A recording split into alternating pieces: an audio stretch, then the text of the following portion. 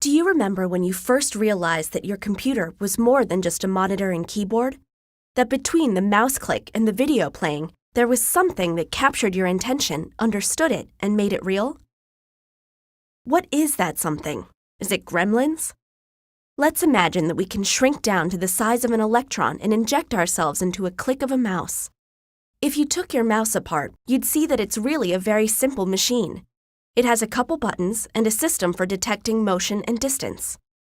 You might have an optical mouse that makes these measurements with lights and sensors, but older ones did this with a hard rubber ball and some plastic wheels. Same concept.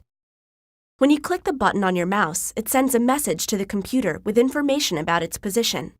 When your mouse click is received, it's handled by the basic input-output subsystem. This subsystem acts like the eyes and ears and mouth and hands of the computer. Basically, it provides a way for the computer to interact with its environment. But it also acts like a buffer to keep the CPU from being overwhelmed by distractions. In this case, the I/O subsystem decides that your mouse click is pretty important, so it generates an interrupt to the CPU. Hey CPU, got a click here. The CPU, or central processing unit, is the brains of the whole computer. Just like your brain doesn't take up your whole body, the CPU doesn't take up the whole computer, but it runs the show all the same. And the CPU's job, its whole job, is fetching instructions from memory and executing them. So while you're typing, maybe really fast, like 60 words a minute, the CPU is fetching and executing billions of instructions a second. Yes, billions, every second. Instructions to move your mouse around on the screen, to run that clock widget on your desktop, play your internet radio, manage the files you're editing on the hard drive, and much, much more. Your computer's CPU is one heck of a multitasker. But oh my gosh, there's a very important mouse click coming through now. Let's drop everything now and deal with that. There are programs for everything that the CPU does.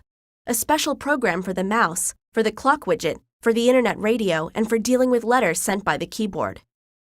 Each program was initially written by a human in a human-readable programming language like Java, C++, or Python. But human programs take up a lot of space and contain a lot of unnecessary information to a computer, so they're compiled and made smaller and stored in bits of ones and zeros in memory. The CPU realizes that it needs instructions for how to deal with this mouse click, so it looks up the address for the mouse program and sends a request to the memory subsystem for instructions stored there. Each instruction in the mouse device driver is duly fetched and executed. And that's not nearly the end of the story.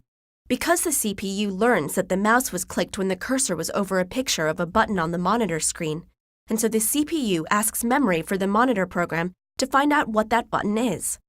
And then the CPU has to ask memory for the program for the button, which means that the CPU needs the monitor program again to show the video associated with the button, and so it goes. And let's just say that there are a lot of programs involved before you even see the button on the screen light up when you clicked it. So just the simple task of clicking your mouse means visiting all of the critical components of your computer's architecture.